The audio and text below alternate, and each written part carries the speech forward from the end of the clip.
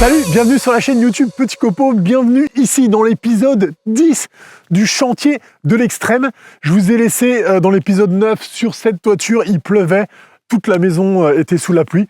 Rien n'a trop bougé, ça s'est bien passé, rien n'a disparu sur le chantier. Je suis assez content. Si tu veux voir tous les épisodes d'avant, je te rappelle que c'est une rénovation totale d'une maison qui était complètement pourrie de A à Z.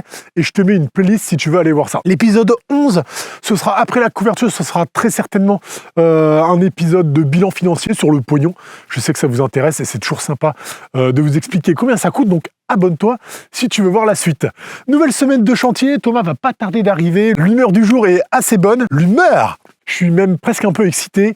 J'ai l'ambition, sans vous le cacher, de finir cette couverture cette semaine vraiment complètement avec les finitions comprises et qu'on soit tranquille avec ça. On a de la chance, on a encore une semaine de météo clémente prévue et ça fait plaisir. Je vous rappelle qu'on est là tout début octobre 2023 au moment où je vous parle et qu'on a commencé le chantier au mois de mai 2023. Cette semaine, pas mal de petits trucs à faire, notamment il nous reste les chevrons en haut à mettre, notre pare-pluie, les lithos, les contre-lithos, les tuiles bien sûr, les rives, les faîtières au-dessus. Il va y avoir un peu de volige, un peu de finition, il va y avoir les chéneaux, les descentes de gouttières aussi, la pose d'une cheminée, la pose du Velux et pas mal de petites finitions que tu vas voir ici. Ce que tu vois juste derrière moi ici, ce sont toutes les fenêtres de la maison que je viens de recevoir, enfin que j'ai été chercher plutôt. Ça, ce sera à voir plus tard dans les épisodes. Je vais pas filmer comme l'épisode 8 en vous montrant toutes les tuiles qui se montent et tout ça, parce que c'est déjà du déjà vu. Je vais essayer de filmer différemment cette semaine en vous montrant plus de petits tips et en appuyant sur plus précisément sur ce que je fais, certaines choses qui pourraient vous servir et ça va changer un peu du contenu qu'il y a déjà eu sur cette chaîne YouTube. La vidéo aujourd'hui est sponsorisée par Reolink. Je suis déjà équipé chez eux depuis 1 an et demi de leur caméra de surveillance. Il y en a chez moi, il y en a ici au chantier de l'extrême. C'est très quali et ça fonctionne très bien sur l'application. C'est totalement gratos. Du coup, je bosse directement avec eux et je vous mets un lien de leur site perso avec une réduc pour vous, un code promo. Voilà pour ce qui est des explications. Je décharge tout le camion, je mets la musique, on s'ambiance un petit peu et c'est parti pour ce nouvel épisode.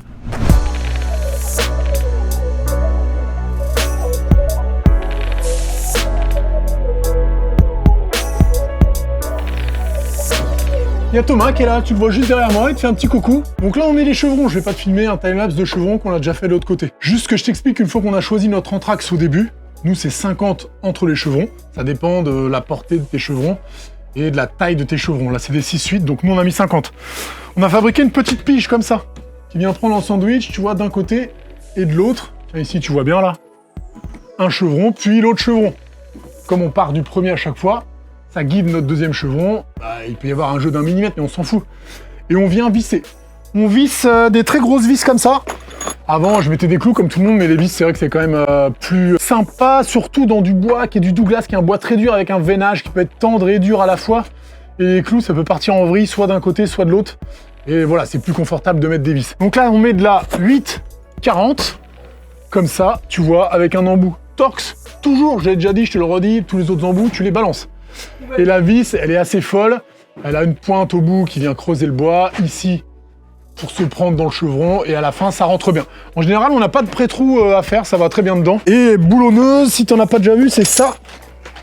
Ça, c'est celle que j'utilise tout le temps, c'est ma gamme de chez Bosch. J'ai reçu des outils pour Thomas, elle est tout simplement magnifique, elle est ici. C'est une Hitachi, une marque que j'aime bien aussi d'ailleurs, je te mettrai le petit lien dans la description. Regarde comme elle est compacte, elle est juste minuscule, et elle a le feu quoi. Thomas, elle a le feu ou pas ? Elle a la puissance. Donc voilà ce qu'on fait, et puis après, je te reprendrai pour d'autres petits trucs, mais c'est très simple, un en haut, un en bas. On a notre pige, on met nos chevrons, tous les calages ont déjà été faits la semaine dernière, on n'a rien d'autre à faire. En haut, on découpe les clous de l'ancienne charpente qui peuvent nous emmerder, et on avance tranquillement.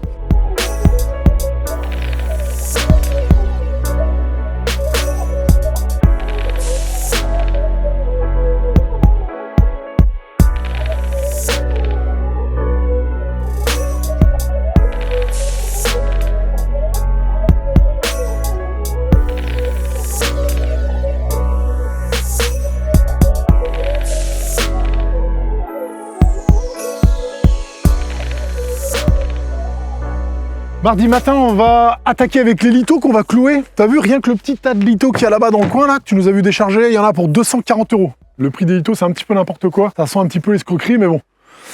Tu es dans le bâtiment, t'as pas le choix, faut que t'en achètes et tu vas pas t'amuser à découper tes litos toi-même. Le gros carton ici, c'est la cheminée que je vais poser de l'autre côté tout à l'heure. Je t'emmènerai avec moi, on va la poser ensemble, comme ça tu vas voir.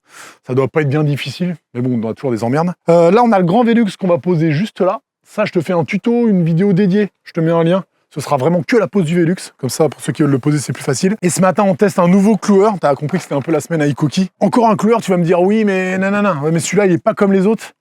Il n'y a pas de bonbonne de gaz interchangeable, en fait. T'as pas de consommable au niveau du gaz. T'as juste la batterie 18 volts ici, tu vois. Et après, tu balances tes clous directement. C'est une autre technologie, c'est différent, on te dira ce qu'on en pense. En tous les cas, il est volumineux, il est assez sexy, t'as des petits boutons ici. On va le tester ce matin.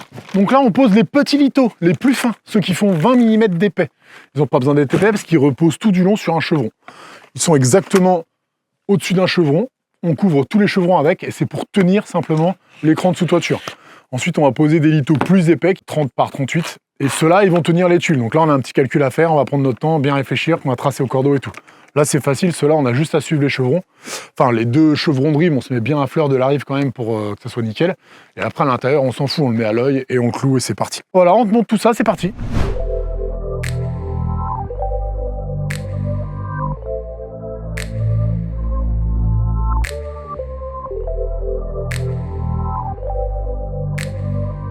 C'est la petite pause café. Maintenant qu'on a mis nos litos pour le pare-pluie, on va pouvoir mettre nos litos, nos 27-40 dans l'autre sens, ceux qui viennent supporter les tuiles. Donc là, tu viens te référer à la doc de ton fabricant de tuiles. Moi, c'est de la H10 de chez Huguenot. C'est 10 tuiles au mètre carré. Et tu as l'espacement entre les tuiles, c'est tout marqué ici, tu vois. Donc ici, au début, tu as toujours 2 litos. C'est normal parce que ta tuile, elle est supportée par une autre tuile à chaque fois. Et comme en bas, elle n'est pas supportée par une autre tuile, il lui faut un deuxième lito. Ensuite, ton premier espacement ici, t'as pas le choix, c'est marqué, c'est 39 cm. Ça sert à rien que je te montre, t'auras peut-être pas la même tuile, mais je t'explique. Et ensuite, tous les autres espaces, eh ben, t'as une marge qui est vraiment assez large, parce que tu vois, ça va de 31 cm à quasiment 39 cm. J'ai fait mon petit calcul qui se fait en 2 étapes, parce que là, on fait d'abord la partie basse, c'est 2 morceaux, et la partie haute, même si ça se recouvre en un seul morceau, c'est pas le même espacement de lito, parce que c'est pas la même dimension. Donc mon calcul, moi, il tombe à 38, bref, on va faire un trait à 39, et ensuite, tous les 38 cm, un petit coup de cordex propre, et après c'est très facile, on va dérouler nos litos avec le cloueur et les clous. Les clous, je t'en ai pas parlé, mais ils sont ici. C'est pas n'importe quel clou non plus, tu vois. Ils sont galvanisés, ça veut dire qu'ils résistent à l'humidité. Et surtout, ils sont annelés. Annelés, ça veut dire qu'au bout, ici, il y a des petits crans. Donc autant dire que le lito, quand il est cloué, tu peux faire ce que tu veux, tu l'arracheras jamais à la main comme ça et ce sera meilleure tenue dans le temps. Voilà ce qu'on fait ce matin pour les litos. Je vais peut-être pas trop te filmer de litos, je crois que je te l'ai filmé dans l'épisode 8. Et après, je te montrerai peut-être plus la pose de la cheminée, ce genre de trucs, les rives, les fêtières, enfin tout un tas de finitions différentes et variées. C'est parti, on y retourne, je t'embrasse.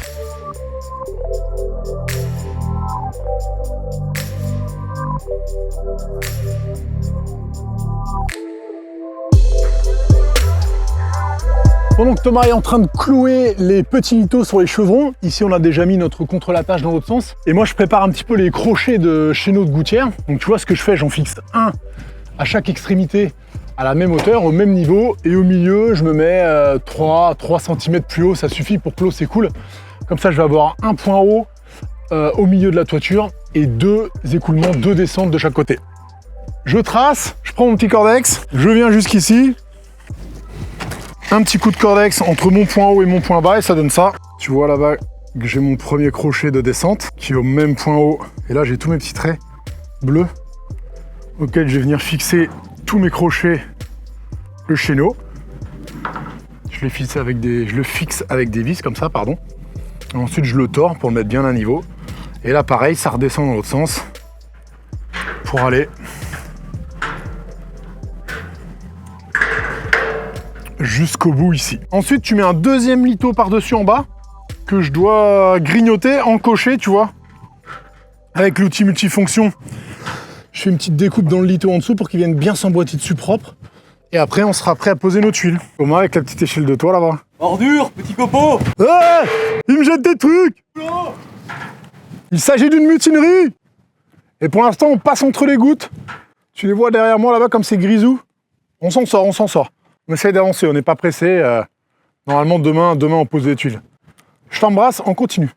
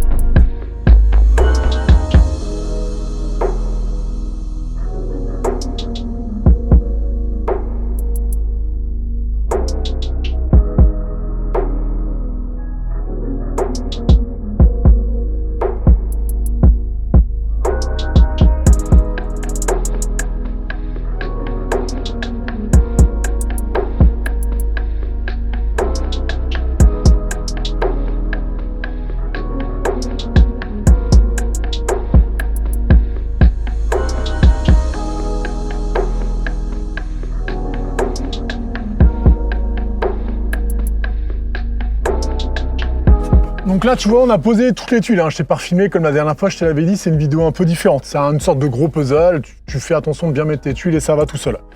Maintenant, je vais te montrer plutôt tout ce qu'il y a autour, toutes les petites coupes, les petits trucs galères qui vont te faire finir ton chantier.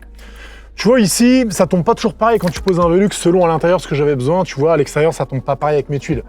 De l'autre côté, j'avais pas eu besoin de le faire, mais ici, tu vois bien que pour venir mettre une tuile ici, et qu'elle soit à la même hauteur que celle-là, je vais devoir couper ma tuile. Du coup, si je coupe ma tuile, bah, j'aurai plus de téton derrière.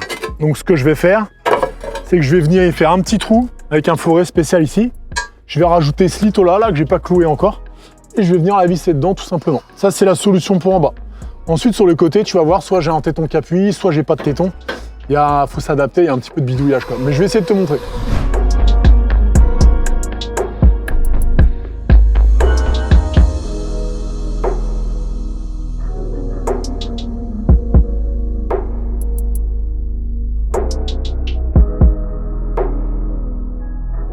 Voilà, donc là tu vois, j'ai un petit trou, j'ai un litho, je vais pouvoir venir y mettre une vis ici un petit peu spécifique.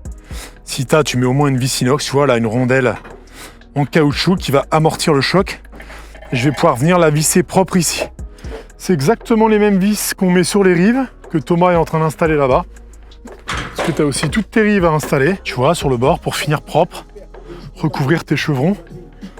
Ces vis là, qui sont spéciales, je te disais, c'est mieux que les calotins à clouer, c'est plus précis. Et ça fera du meilleur boulot. Je te mets la ref là si tu les cherches. C'est très spécifique comme vis. Hein. Et ensuite, ce que tu peux faire, c'est que tu les mets avec ta visseuse. Comme ça. Et tu vois ici, Thomas, il a réglé le débrayage sur la visseuse, qui fait qu'elle s'arrête quand la pression est trop forte. Elle s'arrête de visser et ça évite de casser ta rive qui est assez fragile.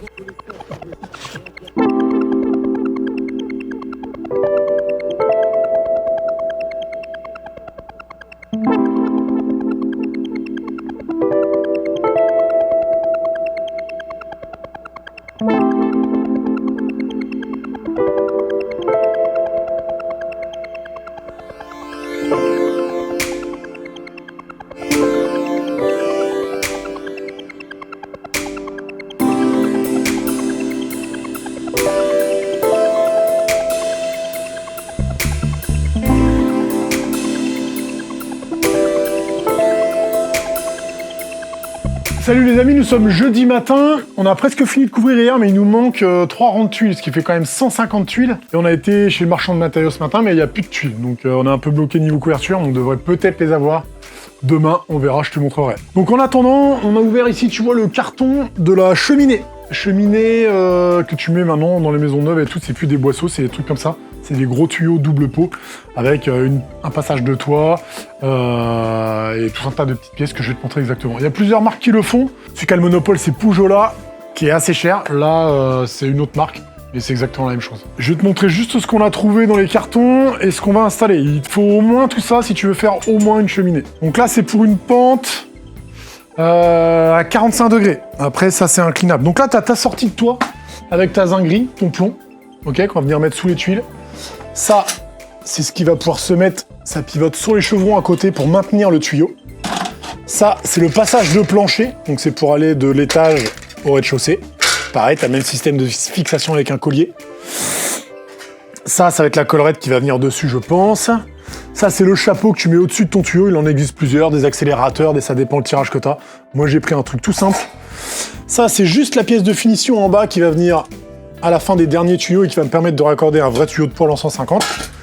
Et ici, enfin, pour finir, tu as 3 mètres de tuyaux inox ou galva inox, je sais plus. C'est-à-dire que tu as à l'intérieur de l'inox, ensuite une couche de laine de roche, bah tiens, comme ça, tu la vois bien là. Et à l'extérieur, soit du galva selon ta finition, soit de l'inox à l'extérieur. La partie qui va être dehors, ça va être en inox. Donc ça, c'est bien. Tu peux traverser des cloisons, tu peux tout faire, c'est pas dangereux.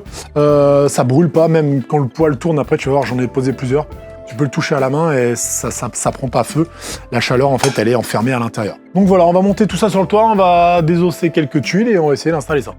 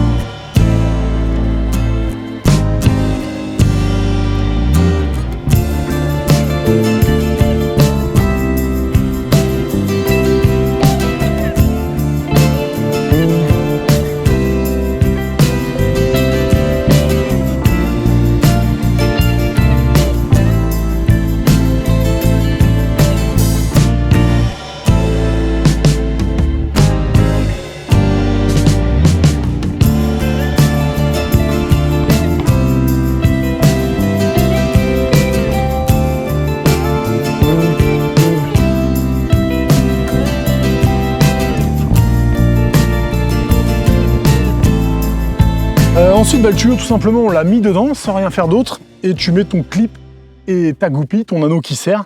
Et c'est tout sur l'autre en dessous. Ensuite, ça va se fixer par en dessous sur le chevron, mais je vais t'emmener voir. Et tu as cette petite collerette ici qui vient recouvrir l'étanchéité de ton tuyau et de ton cône ici. Donc là, il faut la serrer là. Et je sais pas, peut-être un petit joint de silicone exprès ici, comme eux, ils ont fait là, tu vois, pour pas que l'eau ruisselle à l'intérieur. Sinon, voilà, tu vois que le dessus de ma cheminée, il dépasse du faîtage, donc c'est tout ce qui est demandé. Et au niveau du niveau, je suis pas trop mal. Je me suis quand même un petit peu légèrement incliné, mais discrètement, ça se verra pas. Pour respecter, tu dois être avec un double pot comme ça, à 5 cm d'un matériau combustible. Donc une poutre en bois ou un chevron, tu te mets à 5 cm, mais je te dis, le tuyau, il chauffe pas vraiment. Quand tu fais du feu et que tu utilises ton pot à la bois, tu touches ton tuyau à la main, tu vois, ça te brûle pas les doigts. Donc voilà pour l'extérieur. Ici, ça devrait être tout bien étanche. Tant que je suis sur le toit, j'ai des petites tuiles à douille comme ça aussi. On en met sur les toits, une de chaque côté. Tu vois, j'en ai mis une de l'autre côté pour les vents de la fosse septique. Et je vais en mettre une de ce côté-là pour la VMC de la salle de bain. Après, dans les petites finitions, c'est à peu près tout ce qui se reste à faire. Il y en a qui mettent des chatières aussi que tu dois calculer en haut et en bas pour que l'air circule. Moi, je t'avoue que je suis pas très chatière, quoi. C'est vraiment des nids à guêpes et tout. Donc, j'en ai pas mis parce que j'aime pas. Dans l'idéal, faut en mettre. Chacun fait ce qu'il veut, bien sûr, si c'est ta maison.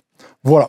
Je te reprends à l'intérieur pour te montrer comment je fixe ça définitivement. Et ensuite, la cheminée, elle est finie, elle est prête à être utilisée. Donc, tu vois, là, on a notre tuile qui recouvre notre plomb, notre zinc.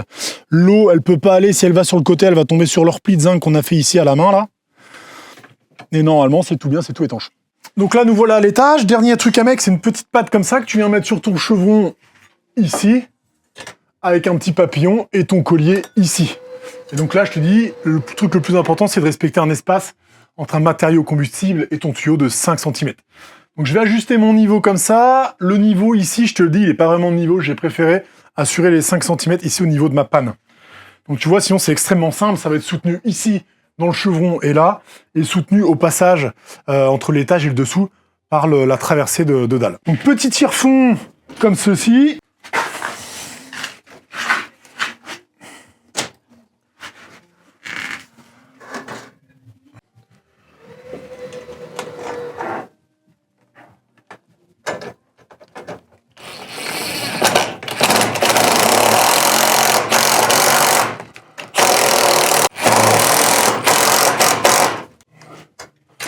Ensuite, je serre celle-là.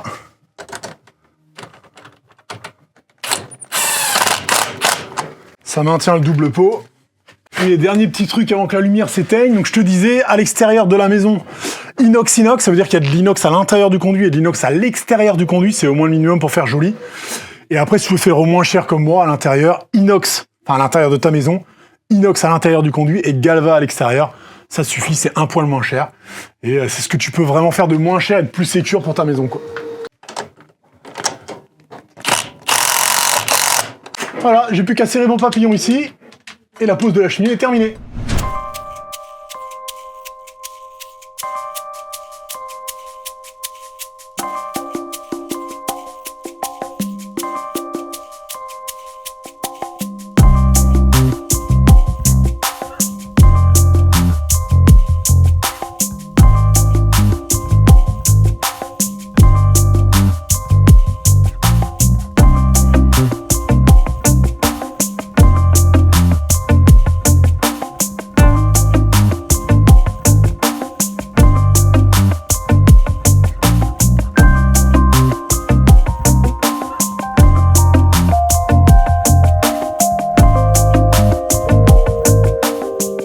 Coucou, fin de semaine de chantier de l'extrême.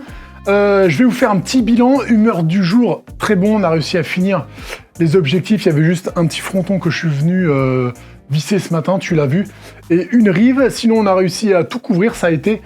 Je vais pas te cacher que l'autre côté de toiture, le côté nord, est un tout petit peu moins droit, on va dire moins clean que le côté sud. Ça se verra pas, personne ne le verra, par ceux qui le savent. Il y a un rang qu'on a dû tasser un petit peu entre les deux pentes pour pouvoir être droit jusqu'au bout.